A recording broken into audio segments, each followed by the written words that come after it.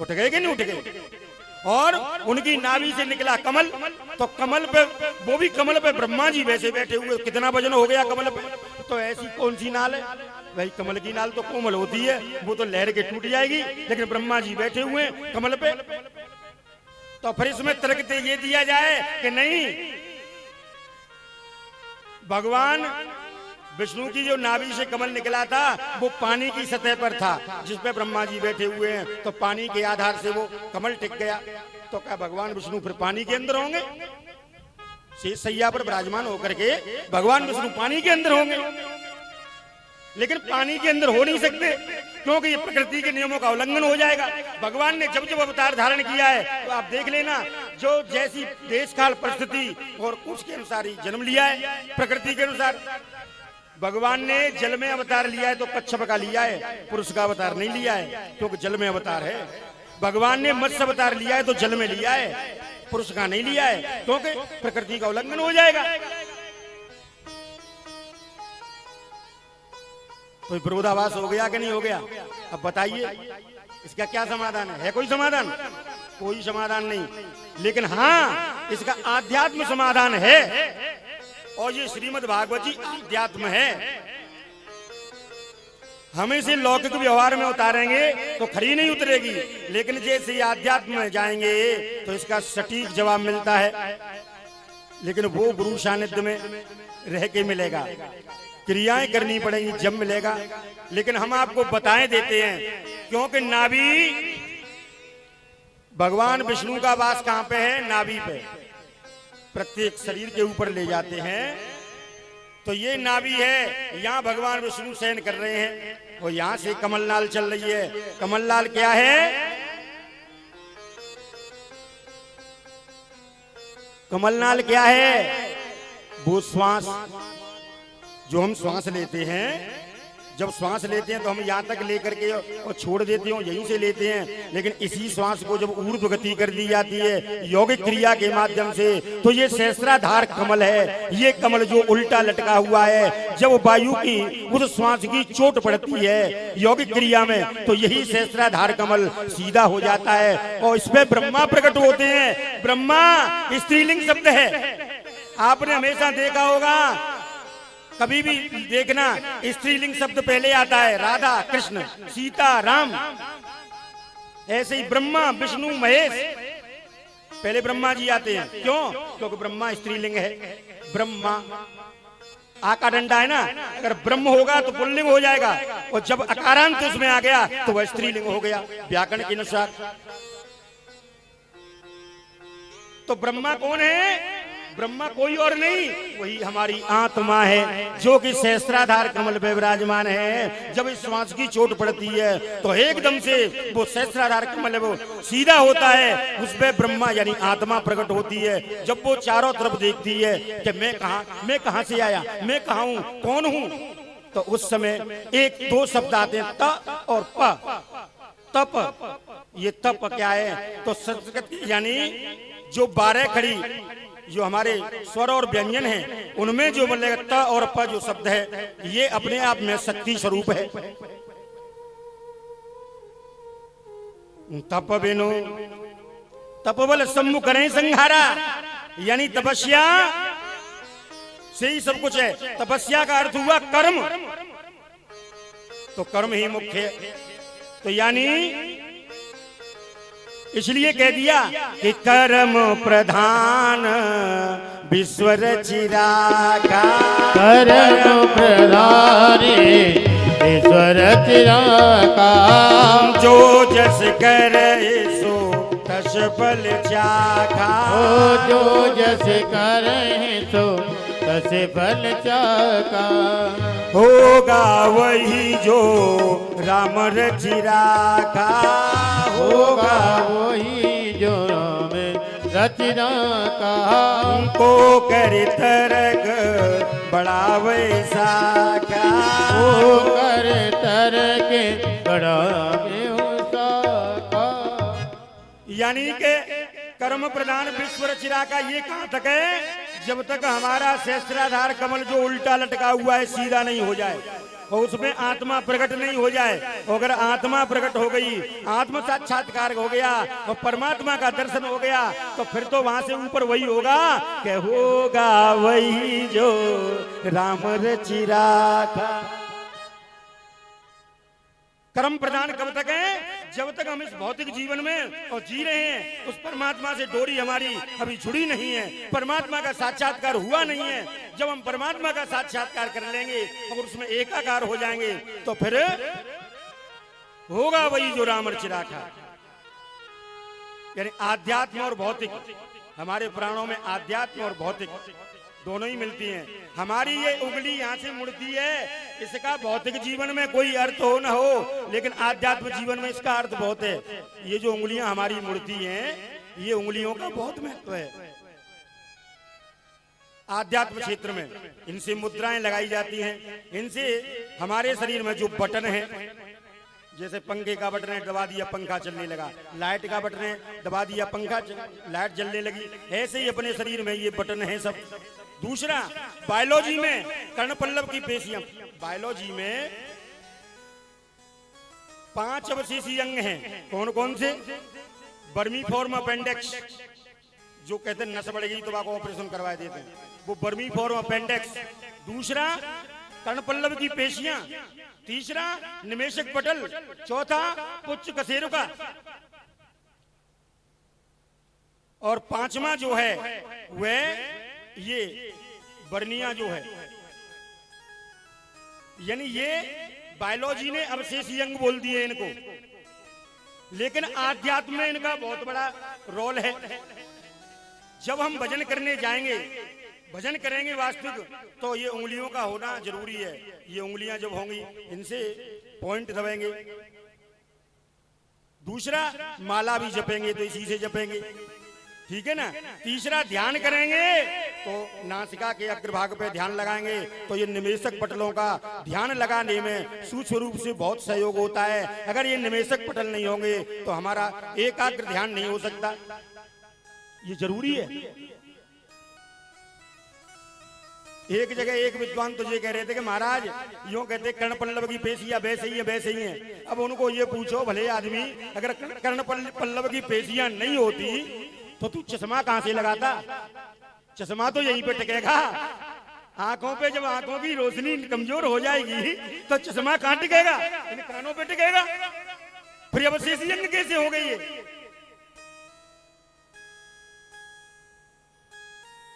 तो ध्यान करने के लिए निमेषक पटल का होना जरूरी है, नहीं तो ध्यान, सूक्ष्म ध्यान में हम नहीं जा सकते।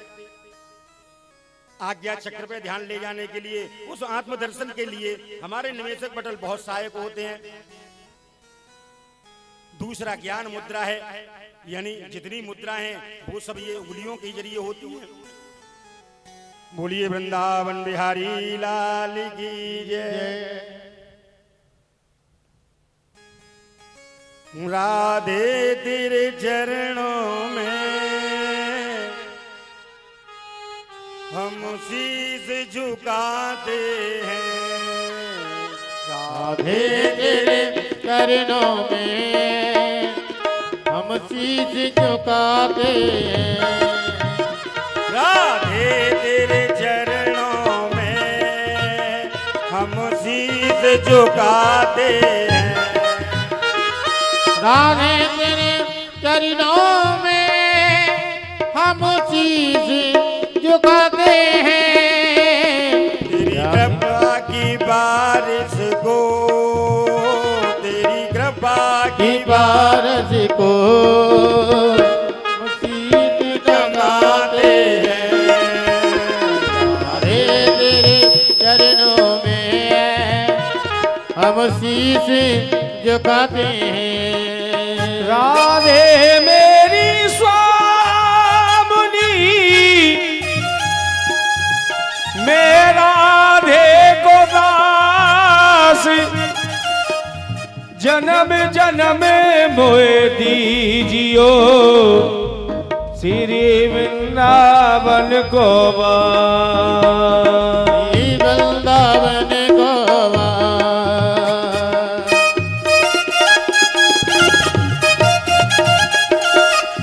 दोनों हाथ हाथ उठा के ताली तो बजाओ।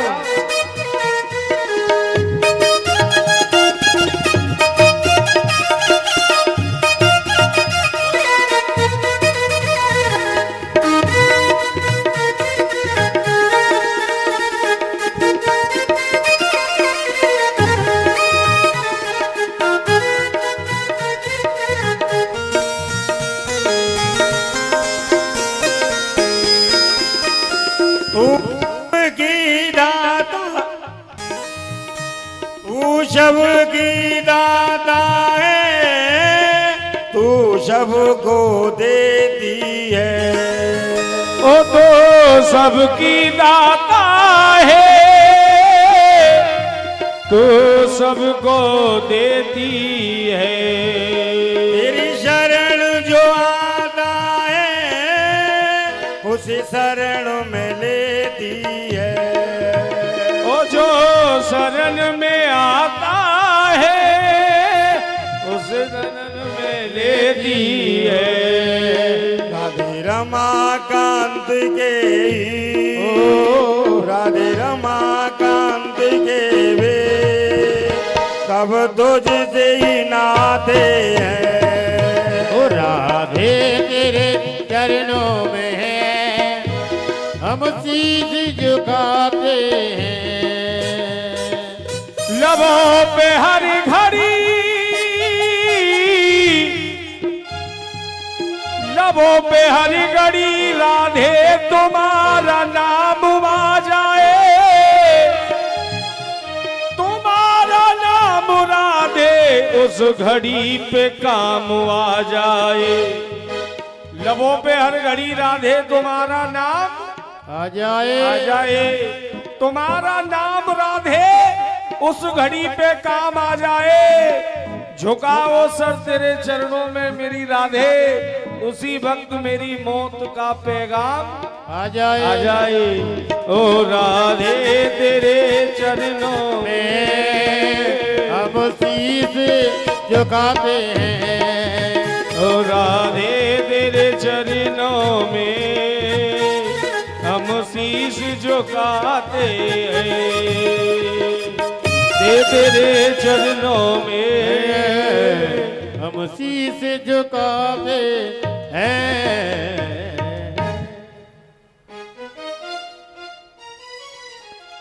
बोलिए वृंदावन बिहारी लाल की जय।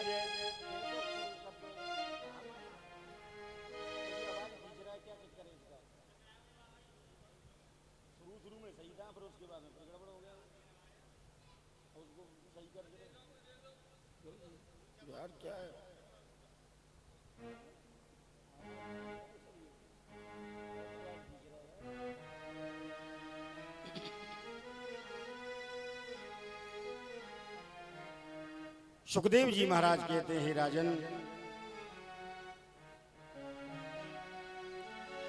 कपिल भगवान कहते हैं, माँ और क्या सुनना चाहती हैं आप?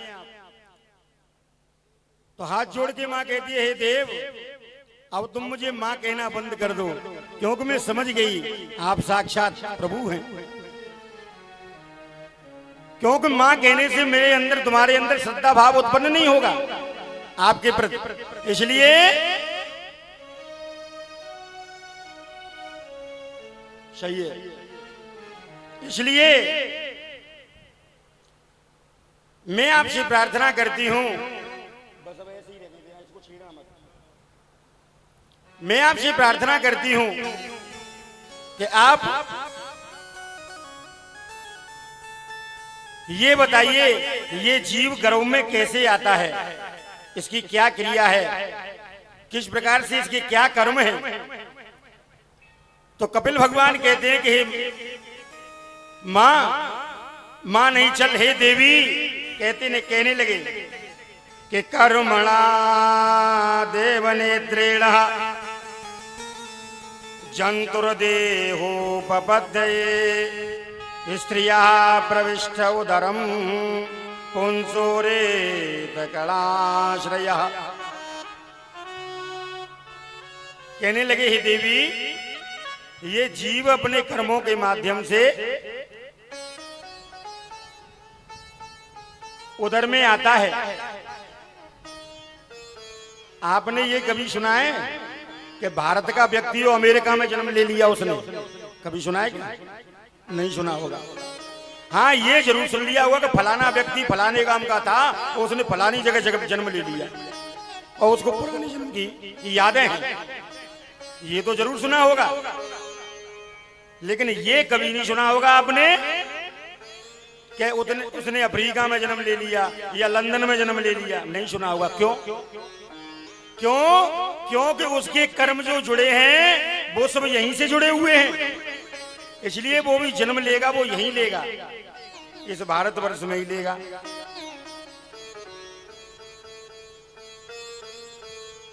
कि कर्मणा जायते जंतु कर्मणैव विलीयते, सुखम दुःखम भयम क्षेमम कर्मणैवाविपद्यते। यानी कर्म से ही ये जीव जन्म लेता है और सुख दुख भय कुशलता रक्षा ये सब कर्म से ही होती है। इसलिए हे मां, काललम त्वके रात्रेण पंचरात्रेण बुध बुधुम दशाहेन तो करकंधो पेश्यांगम वा तथा परम। यानी 5 रात्रि में ये बुधबुधे के समान होता है ये मां के गर्भ में। 10 रात्रियों में ये छोटा सा हल्का सा जो बेरी का बेर होता है उसके प्रकार का होता है।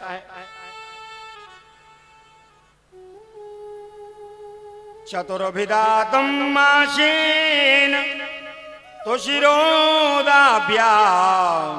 भंग्याध्यांग विग्रह। यानी 1 मास में ये थोड़ा सा सेव के आकार का लोथड़ा सा बनता है और धीरे धीरे इसमें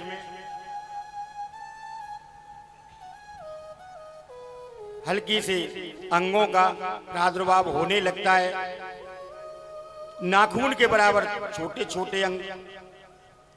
उसके बाद चतुर्विधा तव शब्द पंचविच्छुत्तवंद्वंगवः षडभिर्जरायुणावीतः उच्छौ भ्राव्यति दक्षिणौ। हिमा यानी 4 महीने में इसके हाथ पैर सब अंग बन जाते हैं और धीरे धीरे इसमें हल्की सी कंपन की गति होने लगती है। षडभिर्जारयुणंवीतः कुच्छौ भ्राम्यति दक्षिणे। यानी 6 महीने में ये जीव मां की दक्षिण यानी कुच्छा से उत्तर कक्षा में गति करने लगता है। उसके बाद 7वें महीने में पूर्ण हो जाता है और इसमें स्मृतियां वृत्ति और भगवान को यानी कष्ट सहने की भी स्पर्श करने की भी ये सब प्रवृत्तियां आ जाती हैं और उस समय ये छटपटाता है, भगवान से प्रार्थना करता है, हे भगवान मुझे इस नरक से बाहर निकालो, मैं जीवन भर तक तुम्हारा नाम गाऊंगा, भजन करूंगा।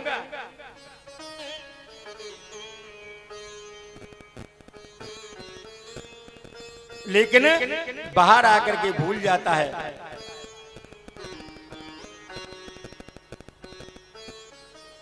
और आने के बाद में ये अपने उस माया में ऐसा लीन हो जाता है कि भूमि परत भा डावर पानी और जिम जीवे मायाल पुटानी। जैसे जब कोई बूंद गिरती है धरती में तो वो धूल दूषित हो जाती है, ऐसे ये जीव जैसे ही जन्म लेता है माया में लिप्त हो जाता है। और उस समय परमात्मा का दर्शन ये करने लगता है जब भगवान का से प्रार्थना करता है, उस समय गर्भ में और प्रकाश में होता है। लेकिन जैसे ही इसका जन्म होता है उस समय पे इसे अंधेरा ही अंधेरा दिखाई देता है, परमात्मा सामने से अदृश्य हो जाते हैं। तब ये कहता है कहां कहां कहां। हम कहते हैं बालक रोए रोए, वो रोना नहीं होता है, उसका ध्यान रखना। आप गौर से सुनना उसकी आवाज को, उसकी रोने की आवाज कैसी आएगी, कहां कहां कहां कहां। वो ये कहता है मैं कहां गया, जिनका मैं दर्शन करना था वो कहां गए। और हम ये कहते हैं कि बालक रो रहा है।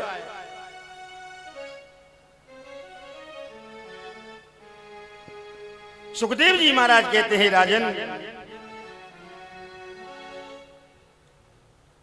ये जीव फिर भगवान का नाम भूल जाता है, जबकि नाम ही सार है। क्योंकि नाम की ऐसी महिमा है कि उस नाम के अलावा और कुछ संसार में है ही नहीं। नाम से ही नामी की पहचान होती है।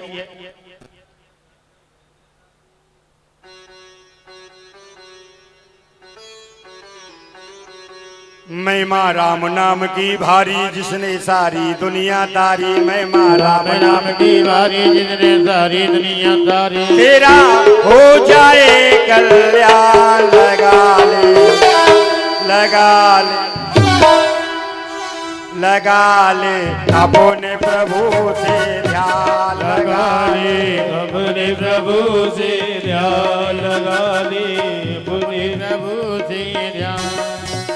महिमा राम नाम की भारी जिसने सारी दुनिया तारी। महिमा राम नाम की भारी जिसने सारी दुनिया तारी। तेरा हो जाए कल्याण, लगा ले लगा ले लगा ले अपने प्रभु से ध्यान, लगा ले अपने प्रभु से ध्यान। दोनों हाथ उठाकर ताली बजाते हुए हरि राम की।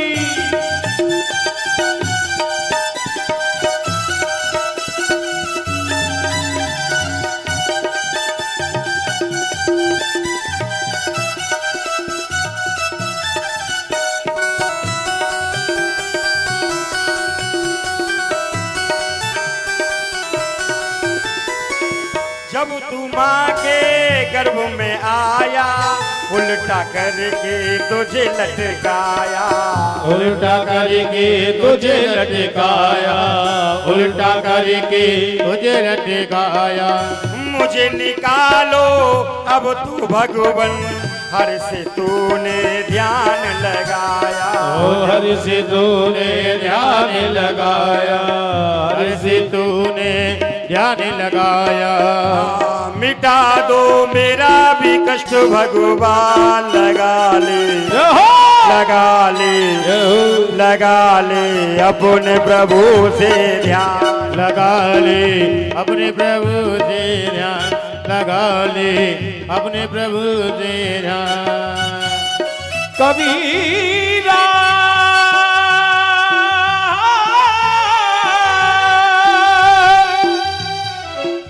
कबीरा जब हम पैदा भये,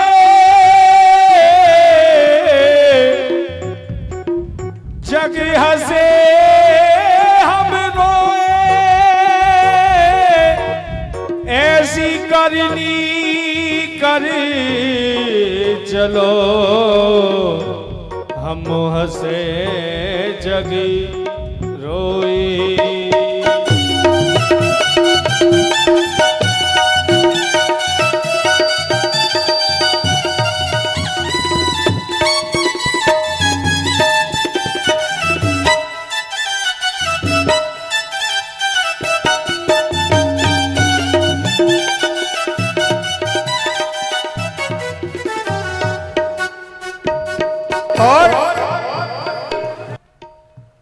हाँ आकर माया में भरमाया, प्रभु को तू ना ध्यान लगाया। ओ प्रभु को तू ना ध्यान लगाया, प्रभु को तू ना ध्यान लगाया। लगा रखा खोटे कर्मों में, क्या खोया तूने क्या है पाया। क्या खोया तूने क्या है पाया, क्या खोया तूने क्या है पाया। हो ले थोड़ा गुरु से ज्ञान, लगा ले अपने प्रभु से ध्यान। लगा ले अपने प्रभु से ध्यान, लगा ले अपने प्रभु से ध्यान।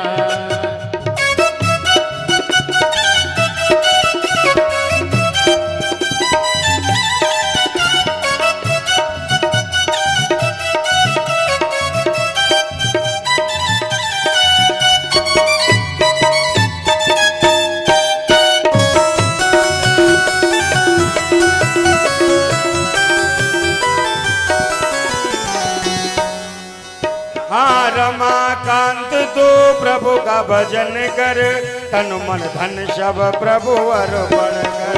तन मन धन सब प्रभु अर्पण करे, तन मन धन सब प्रभु अर्पण करे। यही जगत का सार है प्यारे, इससे तू इनकार न कर। हाँ इनसे तू इनकार न कर, हाँ इनसे तू इनकार न कर। शास्त्र का कहना अब तो मान, लगा ले अपने प्रभु से ध्यान। लगा ले अपने प्रभु से ध्यान, लगा ले अपने प्रभु से ध्यान, लगा ले अपने प्रभु से ध्यान। लगा ले अपने प्रभु से ध्यान, लगा ले अपने प्रभु से ध्यान, लगा ले अपने प्रभु ध्यान। इस प्रकार से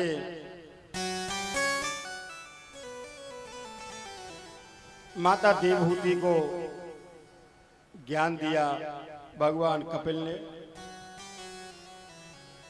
पहले ये विद्या लुप्त हो चुकी थी, योग द्वारा से माता देवहूति के माध्यम से संसारी जीवों के कल्याण के लिए इस सांख्य शास्त्र का प्रतिपादन किया कपिल भगवान ने। बोलिए कपिल भगवान की जय। आप जयकारा भी नहीं बोलते, भजन पे ताली भी नहीं बजाते, मेरी समझ में नहीं आता है, न जाने क्या बात है। अरे महाराज पंडित जी महाराज ये गानों गा के हमने कल भी यही कहा था कि कथा कहाँ चल रही है, कि महाराज तुम तो बस कहते जाओ, हम तो सो ही लेंगे। नो कह रहे गजू तो और फिर जब आप पूछोगे कि क्या कर रहे हैं, तो हम कहते हैं कि हम तो भजन कर रहे हैं भगवान का, हम सो थोड़ी नहीं है। अरे भैया जरा जोरदारी से जयकारा लगाओ। लगा दे लगा दे। बोलिए कपिल भगवान की जय हो। आज नो कह रही है माइक है तुम तो। अच्छा कोई बात नहीं है, भाई कल से लगा आप ज्यादा खुश मत हो, ये ज्यादा से ज्यादा उस गेट तक भी नहीं गई है आवाज।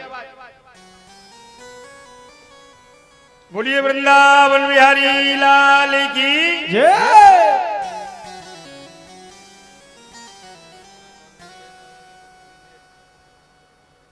एवं स भगवान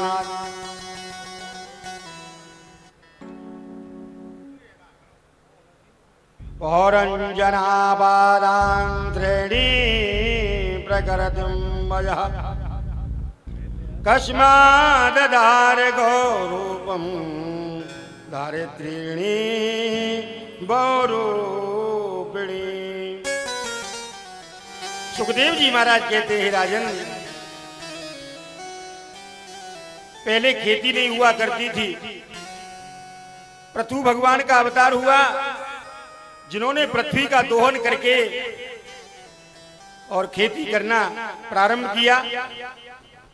वनी महाराज ये कथा तो विस्तार से कहिए। राजा परीक्षित हाथ जोड़ के कहते हैं, तो सुखदेव जी महाराज कहते हैं, हे ऋषियों,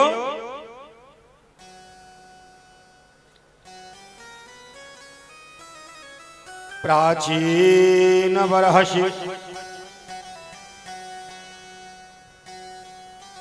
यानी प्राचीन महर्षि नाम का जो राजा था, ये परम भागवत भक्त भी हुआ बाद में, पहले नहीं।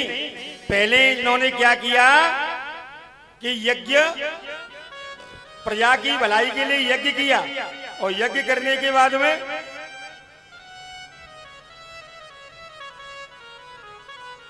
पशुओं की बलि उसमें दी। यज्ञ में यज्ञ तो किया, लेकिन बलि यज्ञ किया।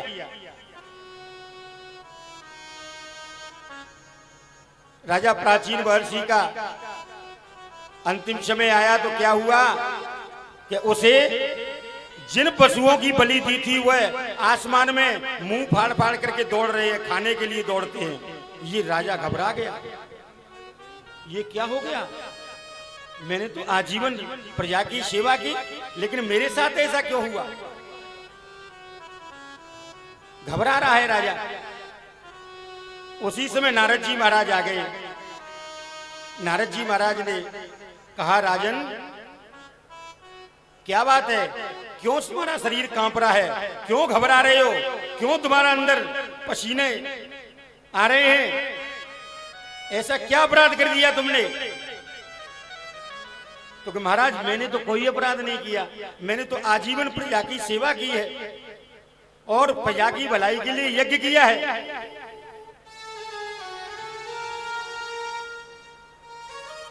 तो नारद जी महाराज कहते हैं, यज्ञ तो तुमने किया है, लेकिन तामसी यज्ञ किया है। इसलिए हे राजन, किसी का भोग भाग जो लिखा होता है वह टलता नहीं, उसे देना पड़ता है, और कर्म कभी पीछा नहीं छोड़ता। तुमने कर्म किया। अब यहां पे वही उदाहरण आ गया जो हमने कल बताया था कि वेद के 3 प्रकार के कर्म, अकर्म, विकर्म और शुभ कर्म, सुकर्म। अब यहां पे जो कर्म हुआ ये मिश्रित कर्म हो गया कि प्रजा की भलाई के लिए यज्ञ तो किया, लेकिन पशु हिंसा भी की। तो कर्म वो भलाई का भी जुड़ा और कर्म ये बुराई का भी जुड़ गया। ऐसे ही हम कर्मों के शुभ और अशुभ कर्म के जीवन में ही जीते हैं, क्योंकि ये शुभ और अशुभ कर्म कहां तक है? जहां तक परमात्मा में हमारा ध्यान न लग जाए तहां तक, और जहां परमात्मा में ध्यान लग गया तो कर से कर्म करो विदिनाना, मन राखो जहां कृपा निधाना, ये हो जाएगा। राजा प्राचीन वर्षी से कहते हैं, नारद जी कहे, राजन तुमने यज्ञ तो किया है, लेकिन उस यज्ञ को में जो बलि दी है आपने, उस बलि के कारण तुम्हें ये सब दिखाई दे रहा है। ये तुम्हारा कर्म आगे आता है कि कौन काऊ सुख दुख कर दाता, निज कृत कर्म भोग सब भ्राता। कोई किसी के सुख दुख का साथी नहीं, अपने ही अपने कर्मों का भोग भाग सबको मिलता है। तुम्हारा जो कर्म है तुम्हारे आड़े है। मैं तुम्हें पुरंजन पुरंजनी की कथा सुनाता हूं।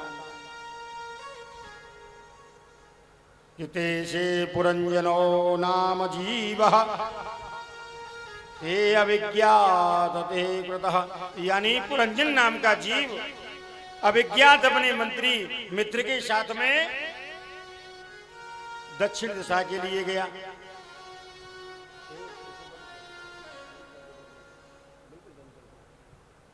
दक्षिण दिशा के लिए गया। दक्षिण दिशा में क्या देखता है कि एक सुंदर बगीचा है। उस बगीचे में दोनों ठहर जाते हैं। ठहर गए,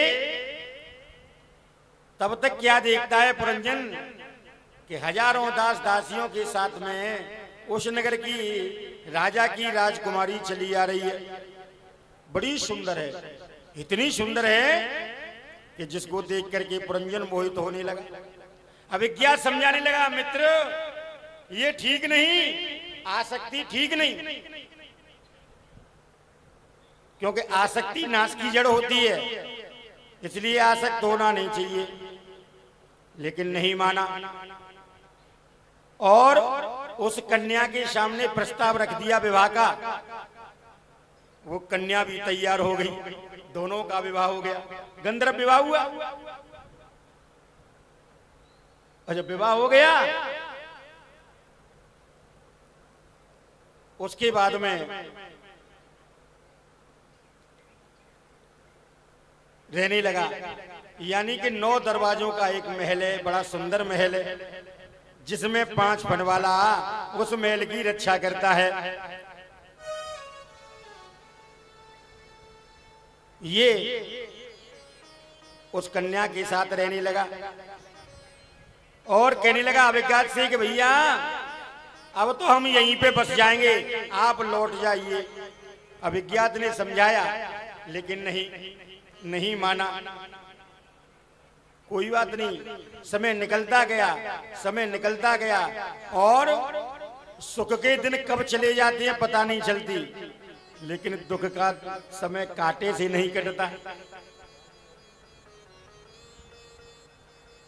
अगर किसी की मृत्यु हो जाए और उसकी मृत्यु हो रात्रि में, तो आप उसके पास बैठ जाओ। आप चाहे 100 वैसे ही क्यों नहीं बैठे हो, लेकिन वो रात भी बड़ी लंबी पड़ती है, बड़ी दिखाई देती है लंबी। यानी दुख का जो समय होता है वह काटने से नहीं कटता, लेकिन सुख का पता भी नहीं चलता कब निकल जाता है। जवानी में सुख मिलता है, हमारी जवानी का पता नहीं चलता कब निकल जाती है और धीरे धीरे बुढ़ापा आने लगता है। ऐसे ही पुरंजन के साथ में होने लगा। जरा नाम की व्याधि ने और यम से साठगांठ करके इसके ऊपर आक्रमण कर दिया। 5 फन वाला सर्प जो था और इसके साथ में जितने भी सैनिक थे वो सब मारे गए।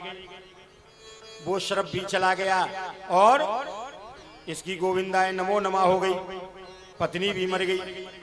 जब पत्नी मरी तो हाय पुरंजनी मैं तेरे बगैर जीवित कैसे रहूंगा, हाय पुरंजनी। अंतमति सो गति, अंत में जो मति हो जाए वही गति मिलती है।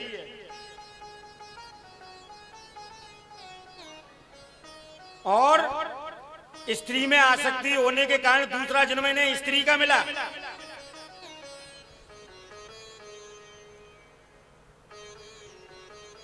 और ये जन्म मिला राजा के यहाँ पे, मलयध्वज नाम के राजा से इसका विवाह भी हो गया पुरंजन का, तो राजकुमारी बन गई थी दूसरे जन्म में। इधर अज्ञात मंत्री ने मन में सोचा कि मेरा मित्र जो है वो यहां रहता था, देखूं तो सही कहां चला गया। अभिज्ञात ढूंढने के लिए गया तो देखा तो न 9 दरवाजों का महल है, न 5 फट वाला रक्षा करने वाला नाग है, कोई नहीं है। अब तो एकदम से ध्यान धर के देखा कि ये है कहां, तो पता लगा कि मलयध्वज राजा जो था वो युद्ध में शहीद हो गया, मर चुका था। उसके सबको चिता पे रख के पुरंजन सती होने जा रहा था। ध्यान धर के अज्ञात ने देखा, बनी ये मेरा मित्र तो सती होने जा रहा है। एकदम से अभिज्ञात वहां पहुंच गया और ये हाथ जोड़ के चिता की परिक्रमा लगा रहा था। पुरंजन स्त्री वेश में था, एकदम से हाथ पकड़ लिया, कहे मित्र क्या हालचाल है, ये क्या कर रहे हो। अब वो स्त्री वेश में, उसे तो मालूम नहीं, बोले तुम कौन, तुम्हें मालूम नहीं मैं सती होने जा रही हूं, मैं पतिव्रता स्त्री हूं, तुमने मेरा हाथ कैसे पकड़ा। अभिज्ञात कहता है कि पीछे का ध्यान धरो, पीछे तुम कौन थी, मैं तुम्हारा मित्र हूं, तुम पुरंजन हो। नहीं याद आई। अभिज्ञात ने सर पे हाथ रख दिया। जैसे ही सर पे हाथ रखा सोई पिछले जन्म की याद आ गई। अरे मैं तो पुरंजन था, ये कहां भटक गया माया में आके। तो अभिज्ञात ने ज्ञान दिया और भगवान का भजन करके ये मुक्त हुआ। कहने का तात्पर्य ये है, नारद जी महाराज कहते हैं, हे राजन, पुरंजन कोई और नहीं, पुरंजन ये जीव है। और ये जीव जो रहता है, ये 9 महल का दरवाजा कोई नहीं, ये शरीर है। यही 9 दरवाजे का महल है। ये 9 दरवाजे का जो महल है यही शरीर है, जिसमें 5 फन वाला जो नाग है ये 5 प्राण है अपने, जिससे ये शरीर चल रहा है। जिस दिन प्राण उड़ गए जिसमें से ये निस्तेज हो जाता है, फिर तो इसको जलाया जाता है।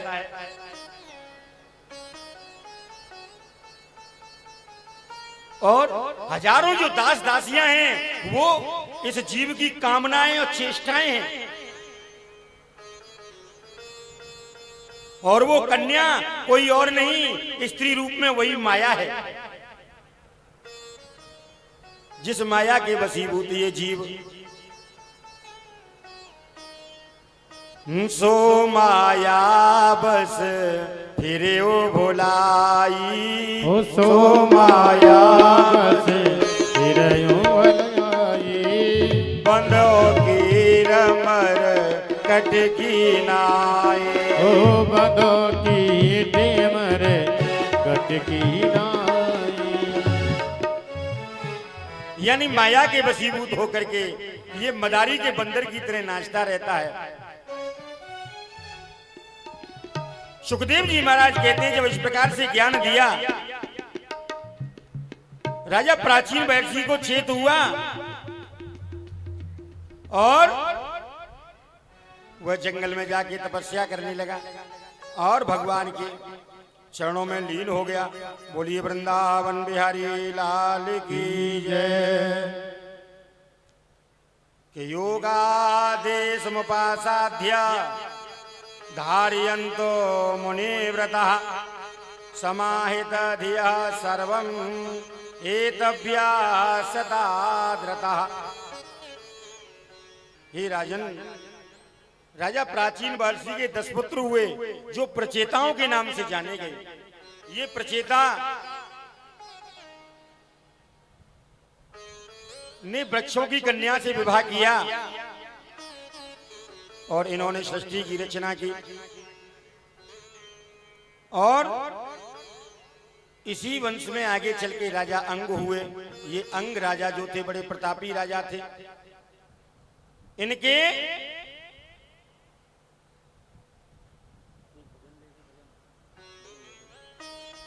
बोलिए वृंदावन बिहारी लाल की जय। आज हमारा परम सौभाग्य है, भागवत भूषण भागवत मर्मज्ञ डॉक्टर शिवदत्त आचार्य जी बैठे हुए हैं। हमारा तो सफल हो गया व्यासपीठ पे बैठना, उनका आशीर्वाद हमें मिल रहा है, आप सबको मिल रहा है। एक बार करतल ध्वनि से उनका स्वागत करें। और मैं प्रार्थना करूंगा कि इस भजन के बाद में और हमें सबको वो आशीर्वचन कहें। बोलो वृंदावन बिहारी लाल की जय।